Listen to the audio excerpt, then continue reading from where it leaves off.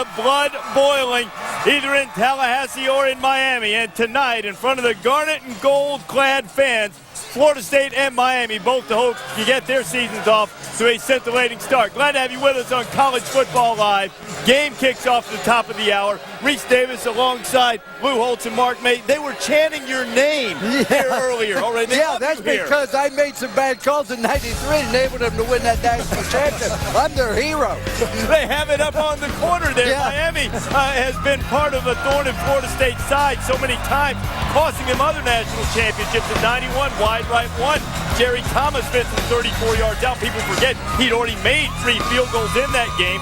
The next year, wide right 2. Dan Mowry missed it, a 1916 Miami victory. They went on and played for the national championship, lost in the Sugar Bowl to Alabama. The kicking frustrations were not over at the end of 1992 when Bowden's team finished second in the polls in the year 2000. Which way do you think Matt Munyon's going to miss, Mark? Wide right. 27-24. Still, Florida State went on and played for the national championship, but lost to Oklahoma. 2002, Xavier Betia said that he was going to put an end to all of this nonsense, and he did. But he missed wide left this time instead of wide right. And then again, the following season, 2003 season with 2004 Orange Bowl, just before Miami moved to the ACC with Florida State, Bethia joined the crowd and missed wide right. Now this one didn't carry quite the import. About 5 minutes left in that game would have given Florida State the lead, but Miami went on to win the game 16-14. Now really, since about that point, these two programs aren't the same as they were throughout the 1980s and the 1990s when they combined to win 6 national championships. You see the overwhelming winning percentage of both programs, and Florida State finished in the top 5 every year. But from 2006 through 2008, the winning percentage is not the same, and it was exemplified by the NFL draft this year. For the first time since 1986, neither a Seminole nor a Hurricane taken in the first round of the NFL draft. But there's a lot of young talent on the field tonight. About half of both of these rosters, freshmen or sophomores. Expectations on both sides, Mark. What's at stake in this game tonight? Well, there's a lot at stake for the winner and the loser of this football team. For the winner, you would have the upper hand on each other in recruiting in the state of Florida, a hotbed for high school recruiting. Not only that, if you win, you get a win in the conference, which is huge and crucial at this point of the season. And third most, does Randy Shannon, is he the coach at Miami? Can he get it done? He is 12-13 at this point. And for Bobby Bowden at Florida State, can he continue to do what he's always done? And that's win and win big at Florida State. But when I look at Miami, I think the expectations for Miami are different than what they are at Florida State. Miami would like to have a good season. They'd like to win and go to a bowl game. Half their football team is freshmen and sophomores. On the other hand, Florida State thinks they're very close to being back. Their expectations are they will win the ACC championship and in the next 2 years compete for the national championship. Remember this, when your expectations are high, so are your standards. That's why I think Florida State has a big edge in this game. Florida State hoping that it could perhaps make its way into the ACC championship game. And you know, I probably should have mentioned that we showed all of those kicks. Who's kicking for Florida State tonight? Who? Dustin Hopkins, a true freshman.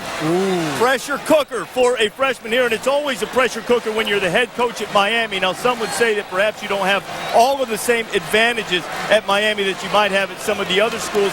Hurricane fans don't want to hear that. They want you to win. They want you to win big. They want you to win now. That job is Randy Shannon's. He was with Aaron Andrews a little while ago.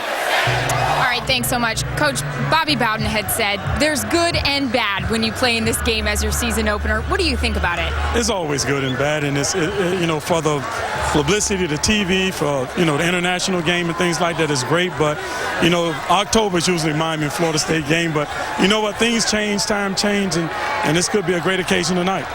Randy, it doesn't get any easier for you guys. The next 3 teams you play are also in the top 20. How have you addressed such a tough schedule to this young team? What you have to do, you got to treat it like an NFL season. You take the first game and you're only worried about the first game, and then you come back the second game. You got to make sure the guys are healthy and fresh more than anything. So we'll do that. We've been practicing a lot like that during this camp, and we feel pretty good. All right, thanks so much. Thank you. All right. And the guy who has established himself as the leader for the Hurricanes has been Ja'Cory Harris. There is no quarterback controversy this year. Robert Marve transferred out, went to Purdue. As a true freshman last year, Harris threw for nearly 1,200 yards. Pretty decent touchdown-to-interception ratio for a freshman, and he also showed some escapability, but there's not a lot of depth behind him. In fact, he'll be a true freshman. A.J. Highsmith, Alonzo Highsmith's son, that would play should something happen to Ja'Cory Harris. So a lot of eggs right now certainly sitting in the Ja'Cory Harris basket for the Hurricanes, Lou. Well, there is that. Let's remember this. This is also the 5th offensive coordinator Miami's had in only 5 years. That puts an awful lot of pressure on the football team in general and certainly on the quarterback. The quarterback really is going to have to take charge of the game. And it's particularly difficult when you play in front of such a hostile crowd such as Ja'Cory Harris will face tonight. Let me tell you, I'm sitting down here in the end zone, and I'm having a hard time hearing Reese Davis and Mark Bay because this crowd's excited. That puts even greater pressure on the quarterback, but Ja'Cory Harris thinks he can react to it.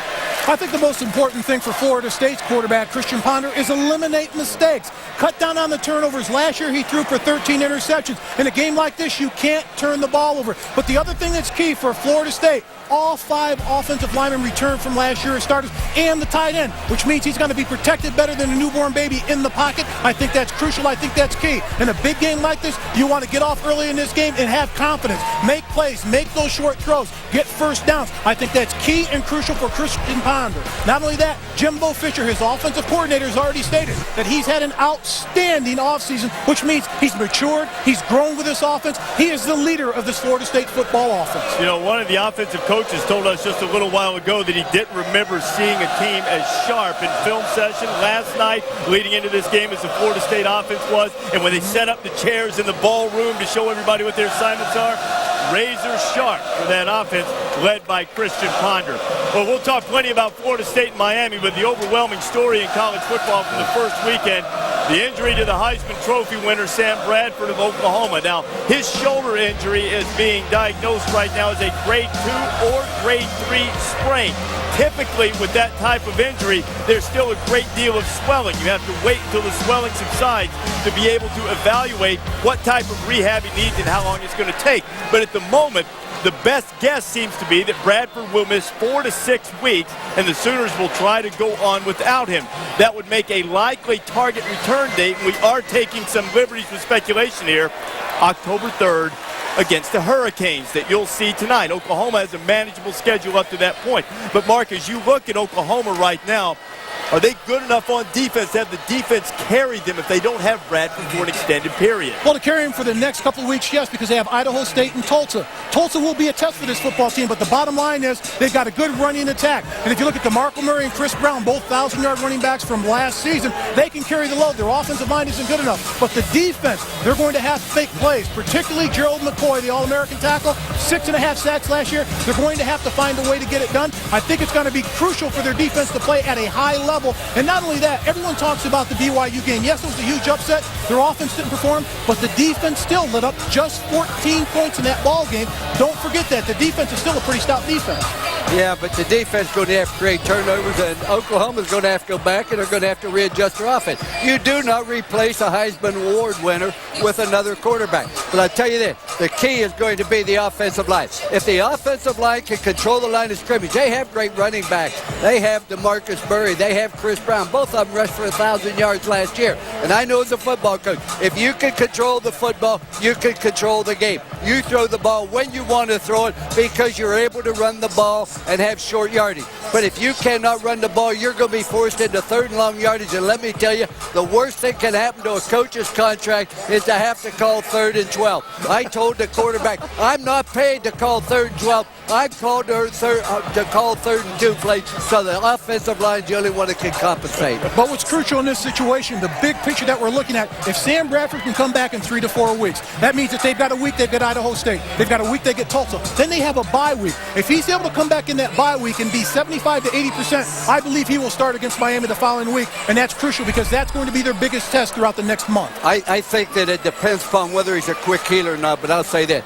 I think Miami, Because some people get healed quicker. One guy gets an ankle, he's out for 3 months. Like I know some offensive linemen, you get a running right back, here. It's in the and they heart. bounce back. But here's the point I make: Oklahoma's going to err on the side of conservative, and I would not be surprised if Bradford didn't play for 8 weeks. All right, we'll see how Sam Bradford is able to return, how quickly he's able to do so. Oklahoma has Miami coming up in a little bit less than a month. Miami is not worried about that at all right now. They've got to deal with Christian Ponder and the Seminoles. He ran for a Florida State record 144 yards in the 41-39 victory for the Noles against the Canes last year. We'll see if Ponder, now the leader of this team, can take his club to another victory. And here is one of the ultimate leaders in the history of college football. Bobby Bowden stopped by and visited with us a little bit earlier today. You'll want to hear what Bobby has to say about his longevity and what fun play calling is, and let the hype begin. Did you guys know Ohio State and USC are going to play this weekend? And we'll know a lot more about those two teams.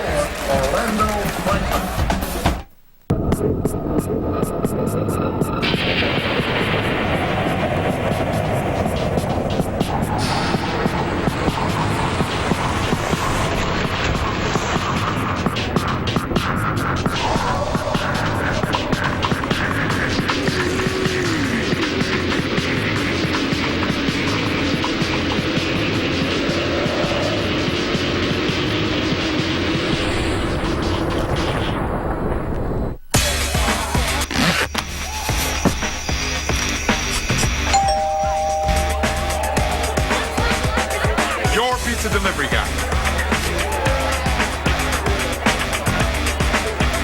Well, come on in, man. What you waiting on? Yeah, man. Mouth-watering toppings, fresh-baked pizzeria taste. I like to think I deliver more than just pizza. For fresh delivery taste without the delivery price, it's DiGiorno. College Football Live, brought to you by Kingsford Charcoal and the Home Depot. Get your tailgate started right with Kingsford Charcoal from the Home Depot.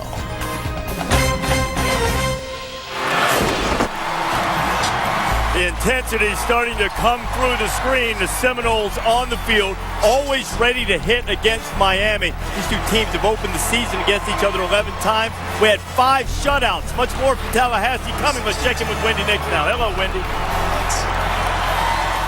Well, thank you very much, Reese. While we await the tilt in Tallahassee, a matchup in the ACC, we've already seen 2 teams in the Big East go at it. And if this game this afternoon is any indication, it's going to be a very good year for Cincinnati. Tony Pike and company put on an offensive show. Big East football, second quarter, Cincinnati already with a 17-7 lead. The aforementioned Pike to Marty Gilliard in the back of the end zone touchdown. Nice job by Tony Pike, allowing the play to develop, finding his big target, and Gilliard in the back of the end zone. Ensuing Rutgers possession, Dominic McTally is tipped and intercepted by J.K. Schaefer. 3 interceptions by Natali. That's not going to help his cause. And up next for the Bearcats, Pike to Isaiah Peed. A 41-yard touchdown. Pike's final numbers 27 of 34, 362 yards, 3 touchdowns. He did have 1 interception, his lone mistake, but the final score 47-15. Cincinnati in their defense of the Big East title starts the season with a win. Tony Pike, Jesse, it's fair to say the understatement of the day, Rutgers simply had no answer. Oh, they sure didn't. I think we expected coming into this game, Cincinnati offensively would be explosive. And Tony Pike quarterbacked the team last year that won the Big East championship. He was absolutely electric today. Rutgers had no answer for him. They could not get pressure. Cincinnati lined up all day in empty sets. Rutgers played back in soft zones, and Tony Pike just completely picked them apart. I thought the surprise of the day was the Cincinnati defense, and here was a unit that had to replace 10 starters coming into this year. They had a new defensive coordinator in Bob Diaco, and they were unbelievable in this football game. Very opportunistic. They forced 3 big turnovers from Rutgers, held them to under 300 total yards. They allowed only 51 rushing yards on the ground. Again, heading into this year, we expected Tony Pike to play well. Marty Gilliard on the outside at wide receiver. Brian Kelly's team is going to be able to score points, But what about this defense? In conference, on the road at Rutgers, they show up big. Very, very balanced attack today from the Cincinnati Bearcats. The Big East did not have a preseason team in the top 25. That could change after this performance by Cincinnati. But I don't know what's going to change in the ACC. It's possible something needs to. It was a rough opening weekend. So far, let's take a look at the ACC. 6 of 10 ACC teams in action over the weekend lost. And some of them, the problem, tough losses. Duke and Virginia fell to FCS opponents, while Maryland was embarrassed by Cal, and Virginia Tech saw its national title hopes dim after a 10-point loss to Alabama. You look back to last season when it seemed like all year long we talked about the parity, Jesse, in the ACC. Every team was above average. Nobody was great. They beat up on each other. What are your impressions after this first weekend, the ACC this season? I think the ACC came into week one looking for some validity. You know, I talked to a lot of coaches in the ACC this offseason, and they told me they thought the ACC was up there physically with conferences like the SEC and the Big 12 and Pac-10, but they did not get off to a great start this weekend. It started Thursday. NC State failing, going down to South Carolina Thursday night.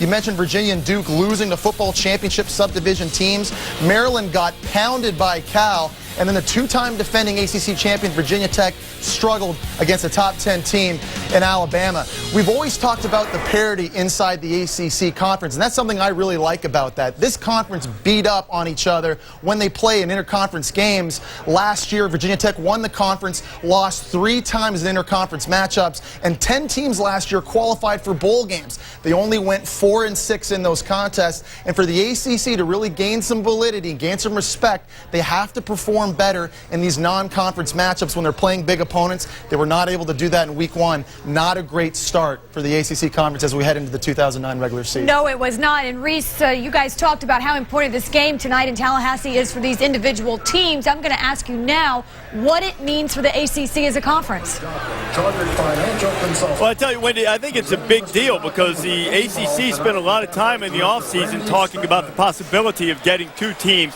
into the BCS. How about if we start by getting 2 victories over the FBS? The teams in the bowls, they don't have that right now. The only victory against Middle Tennessee in the football bowl subdivision. Now, Jesse's absolutely right. A lot of parity, teams qualified for bowls, but every conference needs the marquee bellwether teams. They have one in Virginia Tech. They've been consistent. They won a BCS game. They need these 2 teams to be good. The ACC needs Florida State and Miami to return to the level where it previously was. With that in mind, how big a game is that for the perception of the ACC, the one we're about to see tonight? Well, it's a huge game, and particularly if Florida State wins the game, because they have more returning starters, particularly on the offensive side of the ball. Their offensive line, as I mentioned, Christian Ponder, the quarterback, and plus recent success by Bobby Bowden, not just recent, but a few years ago. And the bottom line is a winner has to come out of this game and win other big games, because you look at the national perception of the ACC, particularly Virginia losing to William & Mary, Duke losing to Richmond. Nationally, people don't think they can play with the big boys. And I mean the big boys, I mean the SEC, I mean the Big 12, and USC.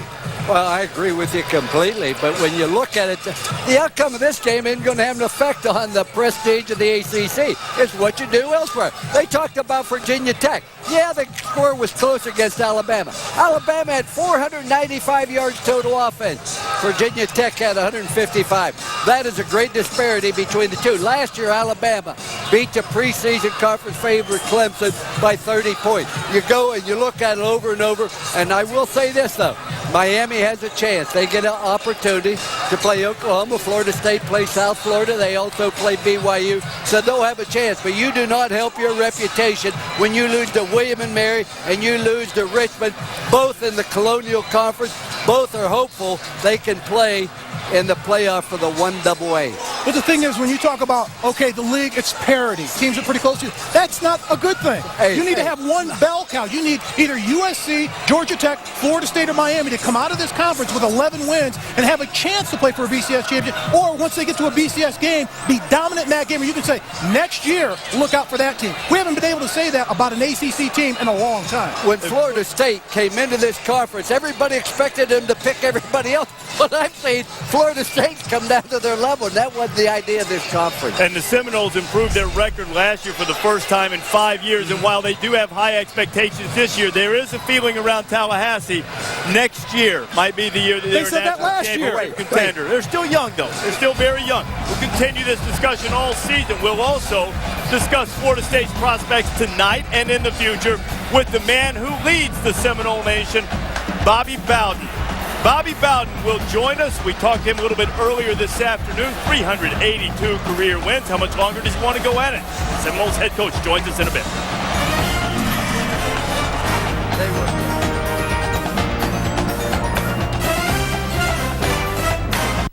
Your home team's ace is throwing a no-hitter. Will you be watching history in the making or hitting refresh on some website till you get carpal tunnel?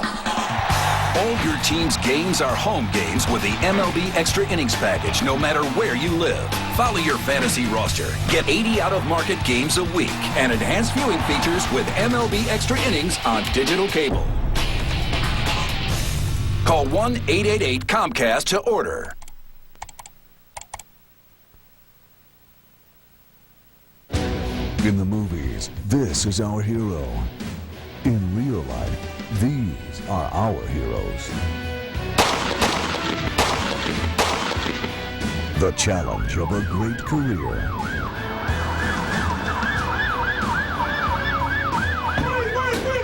You can train to be a hero too. Pat Thomas, Law Enforcement Academy. Train, protect, serve.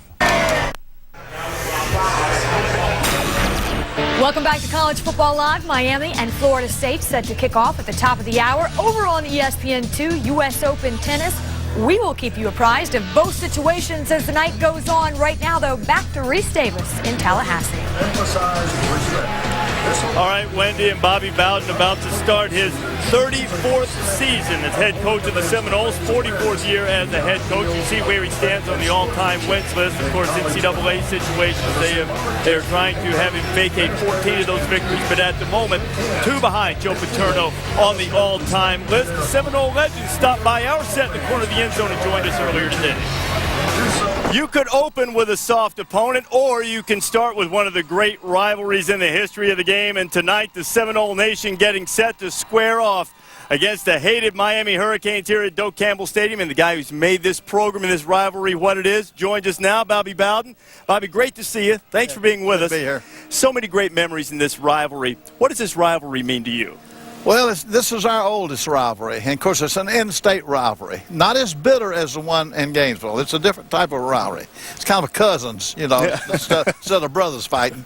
And but it's a series in which strange things have happened in the kicking game. You know, we've had wide rights, we've had wide lefts, we've had underneath, we've had too high, we've had everything you could think of, and they've had too, you know, which decided the victory. So I don't know how last year was a 2-point game. It could be the same this week. Well, what is it about this team that gives you cause for optimism that you guys are on the way back to the National Elite?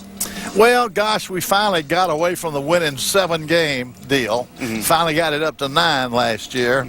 And we got 9 starters back on offense. So if we can execute, we should do better offensively. We have more questions defensively, but we got some athletes. You know, if they could just learn to do what they're supposed to do, you know, and a kicking game or 2 new kickers, but they do have talent. And so that gives you a little optimism. You want to have good kickers, and this one too. Have a good kicker. That's a good place to start. I don't know why I mentioned that. Bobby, as a coach, you get a feeling for a football team after going through winter program, 2-a-day, spring practice, and say you just got a feeling that, hey, we have a great relationship between each other. There's chemistry, and you usually can tell what type of year you're going to have. How do you feel about this team? That is a plus. That part is a plus, and you're exactly right. You know, I've had football teams, you probably did too, where I just don't feel good about this team. Then you've had others where, boy, I feel good. I feel good about this football team. You know what? Absolutely. If we can execute and don't make mistakes, I think we got a chance to be pretty good. You know, Coach, with the NCAA violations swirling around your program, what impact has it had on you and your ability to go out and enjoy coaching as you've had? It hasn't had a bit. I mean, you know, I would love to have my wins back, but they might not give them back. But, you know, that's too many other things important in life than that. I've never made football my God. I've never made it my God. You know, it's third. It's somewhere down the line. And so, anyway, if we get them back, good. If we don't, I won't cut my wrist over it, but I'm going to be mad as heck out. and if you don't get them back, Bobby, and it changes this great drama we've seen play out between you and Joe Paterno, will it impact at all your decision on how long you want to coach? No, have none whatsoever. No, that's a good question. You'd think so. You'd think, well, he didn't get the wins. He's ready to get out. No, maybe ready to get on. So when you look at this team right now, when you talk to them, and all of a sudden everybody's talked about Miami's opening schedule. Your opening schedule looks pretty daunting right now too. How important is it to get off on the right foot tonight, to get something going established tonight? All right, it's two good signs to that. Number one, it would be great to get a win. Both of us need the win. The good news is, though, is whoever loses still has time to come back. I mean, how many undefeated national championships have we had the last 10 years? Not many. Not many. You know, Texas was the last one in 05. Yeah, I tell my kids, say, man, if we win them all, we got it. If we lose one, we still got a chance. You know, that's about the way you approach it. Then we go out and lose 7. I don't think that's going to happen. You know, I think the most productive thing that's come out of this is after all of these years, Lou has finally acknowledged that you deserve the 1993 national championship, right? I'm not sure that Lou really wanted to acknowledge that, too. He's still disputing that situation. Miami defined swagger in the 80s and 90s. How the U became the U when you come back.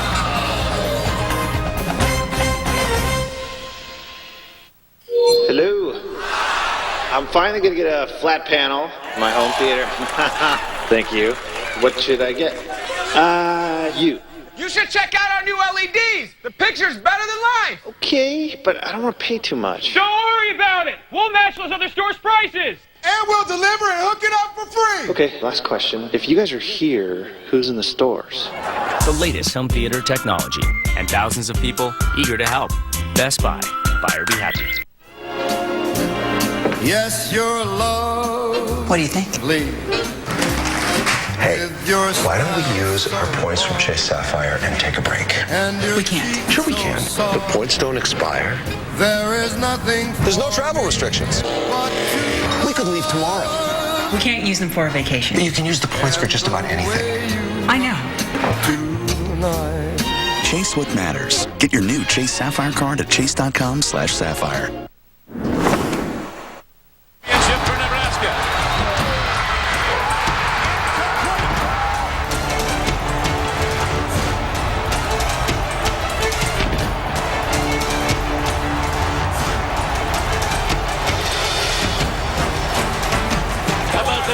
The team of the 90s, baby.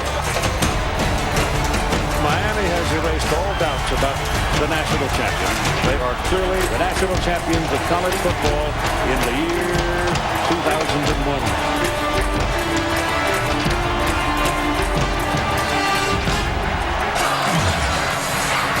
During the Miami heyday, it was also some pregame hostilities, but the pregame handshake between the Seminoles and Hurricanes, who used to get together and do a little chest bumping from time to time, taking part in this initiative, and wisely doing it well before that Appaloosa horse comes out, renegade with Chief Osceola aboard and throws down the flaming spear in the middle of the field. The coaches got together, thought it would be a great idea to do it a little bit earlier than the few minutes before kickoff when Chief Osceola comes out. You know, you saw some of the vintage Miami, and during the 1980s, the Hurricanes really defined the term swagger. That attitude, that confidence was inspired and largely fueled by a quickly growing hip-hop culture in the city of Miami.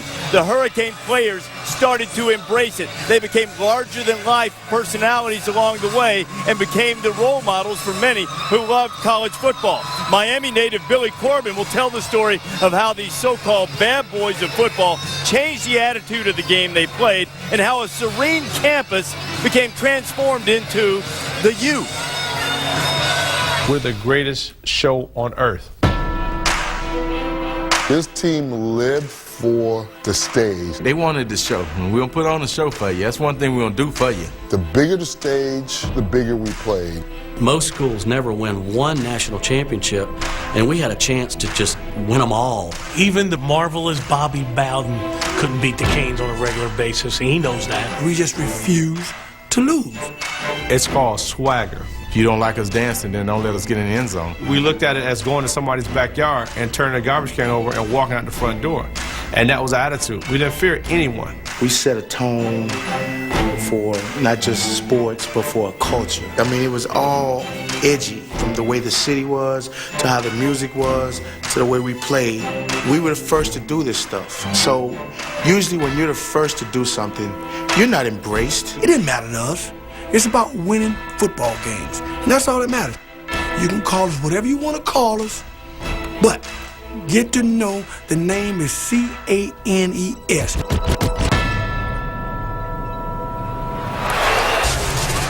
Story on the Canes will be part of ESPN Film's 30 for 30 series. The first 30 for 30 film will premiere Tuesday, October 6th, 8 Eastern on ESPN. Looking forward to seeing that film on the Hurricanes, Lou. And right now, Randy Shannon and his program trying to reascend to that level nationally.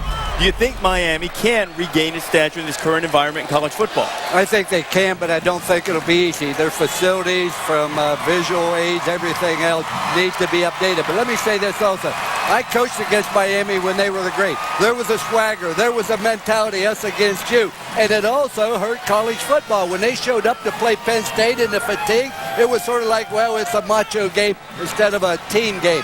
But I do believe that Miami can be great, but I think it's going to be very difficult. But nobody pulling for Randy Shannon more than I am, because I love what he stands for. The question is, can Miami get back to that stature of the glory days? Yes, they can. Will they? Not anytime soon. And the reason why, that team up in Gainesville, Florida, as long as Urban Meyer continues to recruit the way he has and they continue to win national championships, it's going to be very difficult for Miami to get those type of players and to win those type of big games and win championships. And everybody goes into South Florida and recruits to it. While Miami used to dominate that area, the state of Miami, as Howard Schnellenberger once dubbed it, it has not been as easy, although Shannon and his crew have recruited well in recent years. Now, this Miami team is going to improve on last year's one-game over 500 record. They certainly have their work cut out for them in the early part of the season. They got Georgia Tech coming up next, but you'll notice there are 9 or 10 days between each of these games. It's going to help, or they have to go to Virginia Tech to take on the Hokies, and then the game that we've mentioned a couple of times against Oklahoma on October 3rd. Oklahoma dominated the last meeting between these two. We'll check back in now in the studio with Wendy Nix. Understand there's a pretty good one coming up this weekend. Saturday night, 8 o'clock Eastern on ESPN, collision in Columbus. As number 4 USC visits Ohio State, Stephon Johnson talks about the Trojans' running game. Everybody here plays a certain role. You know, from Joe, he's a more of explosive back. You know, can break away at any given time, and just like any other back. You know, but he has a special knack at that. And AB is more of a powerful runner. You know, they try to get it in, and he brings another aspect of speed to the running back core. And me and CJ is more of the every down type back, and kind of give you the tough yards, or to give you the things that you need as far as inside the trenches. So everybody plays a big part of what we do. It's an embarrassment of riches for Pete Carroll when you're talking about quality backs. 343 yards for USC in their opener. It was against San Jose State, but still, if you're Drim Tressel, is that what you're most concerned about this ground game? There's no question about it, because USC is 6 deep at the running back position. They can wear you out defensively, whether it's Alan Bradford, C.J. Gable, Stephon Johnson, Joe McKnight, whoever, they wear you down. And running for 343 yards against San Jose State, San Jose State had to put an 8th man in the box, and that allowed for a lot of vanilla looks defensively for true freshman Matt Barkley to throw into. And he was very successful in his first ever collegiate action. It is absolutely imperative that Ohio State is able to remain multiple on defense. They have to be able to substitute different packages on the field to allow for those exotic blitz packages and pressure packages and coverage schemes to confuse the true freshman Matt Barkley. It's going to be very hard for them to do that, however, if they consistently have to put an 8th man in the box. If Ohio State cannot slow down USC running the football with 6 or 7 guys, then excuse the pun, but USC is going to run away with this thing. No pun intended. No pun intended. Johnson had 2 touchdowns, so too did Joe McKnight. Reese, what do you think? Will the Buckeyes be ready? I think the biggest question that my guys have here, Wendy, is about the Ohio State offensive line. Mark, you pointed it out several times on Saturday. A lot of credit to Navy, but they're outmanned, they're outsized, and still they were able to get a lot of pressure on the Buckeye quarterback. They definitely did, and it's a different animal when you face a USC defense. Against Navy, they gave up 1 sack and numerous pressures on their quarterback. And in third and fourth down situations where they had to run the football, the offensive line of Ohio State could not get it done when they had offensive linemen that averaged 40 pounds per man more than Navy's defensive front. But the key against USC, can they knock them off the ball? I think they're going to struggle in that area. Can they protect the quarterback? I don't think so. Last year against USC's defense got 5 sacks on Ohio State quarterbacks. And if I'm Pete Carroll, I put 8 men in the box and force Ohio State's quarterback Terrell Pryor to throw the football effectively and try to beat me. And that offensive line, can they hold up and pass protect with a huge key? Well, I know this. Ohio State has not played well in big games in recent years. I said Ohio State, we played Southern Cal for the national championship. They had a guy named O.J. Simpson. I'll never forget how Woody Hayes approached the game. Number one, you cannot be afraid of losing. You can't worry what happened in the past. Also understand you are Ohio State. You are highly recruited. You're tough. You're physical. You go play Ohio State football. Forget about the fans. Forget about the critique. Go out there and play the game, and don't be afraid to make a mistake. Everybody's going to make it, but persevere. Your will on their will. That's a great pep talk, Coach, but that's that same USC team that beat them by 4 touchdowns last year. No. I disagree with it. And I want to tell you, we went out there and fell behind 10-0. O.J. won 80 yards, and Woody Hayes asked me why. I said that's all he needed. The ball went off 10, it got 90, but we bounced back. That's part of life. How big a deal do you think a true freshman going into the Horseshoe, that atmosphere on Saturday night is going to be for Matt Barkley? That isn't going to bother them whatsoever. Pete Carroll, I love that guy. He's loose. His team will be loose. They love that atmosphere. What's important for Ohio State, not to feel pressure and try to do what everybody else thinks they ought to do. This is going to be a tremendous atmosphere inside Doak Campbell Stadium tonight. Florida State and Miami, the longtime rivals, getting set to square off. They will kick off at the top of the hour. You know, one of the Florida State staff members told us earlier, as you see the practice for the spear being thrown down, said there's only one school we hate more than Miami, and we're not mentioning their name.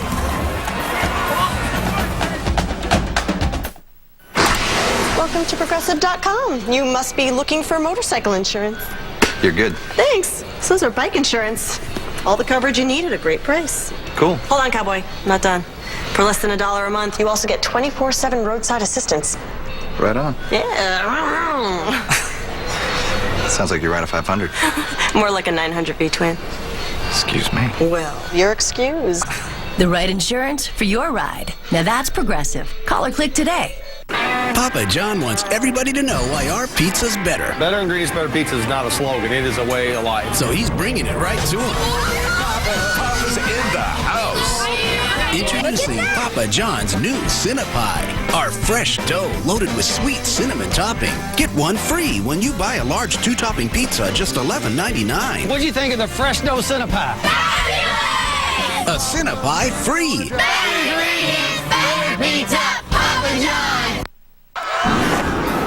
College Football Live, brought to you by Kingsford Charcoal and the Home Depot.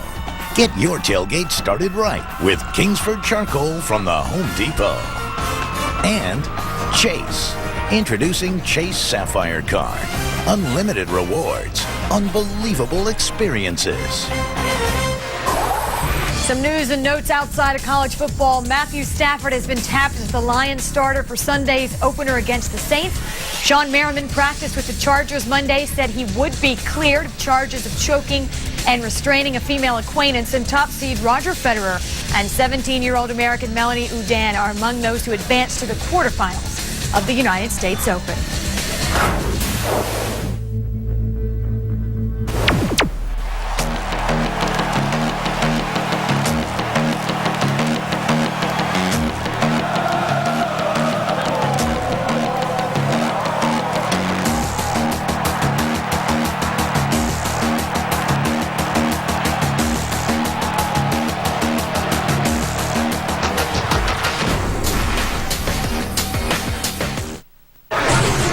We may not be there, but we are here, and we get to pick your call for Florida State, Miami. Jesse. I like Florida State because they have more experience on offense. They return 9 starters. I think Christian Ponder, after throwing 13 picks last year, does a nice job today taking care of the football. Fastest defense ever for Mickey Andrew. Reese Davis, it's all you. State, you're in this atmosphere. I think they have the better football team. I think they're on the mission. I believe Florida State wins by 2 touchdowns. I believe Florida State's going to win this game, and I'm going to tell you why. I had an opportunity to speak to their offensive line coach, Rick Trick, and he told us basically their offensive line is going to be very good this year, but great next year. All 5 returners come back on the offensive line, including the tight end. If you can protect your quarterback, you can run the football, you've got a good offensive line, you win the football game because you eliminate mistakes. Florida State wins the game. On that offensive line, the All-American Rodney Hudson, who went 1,024 snaps before he ever got nabbed for a penalty. He's dominant. The Miami defense just a tad banged up coming into this one. It will be a passion play as it always is. Brad Nessler will have the call for you coming up.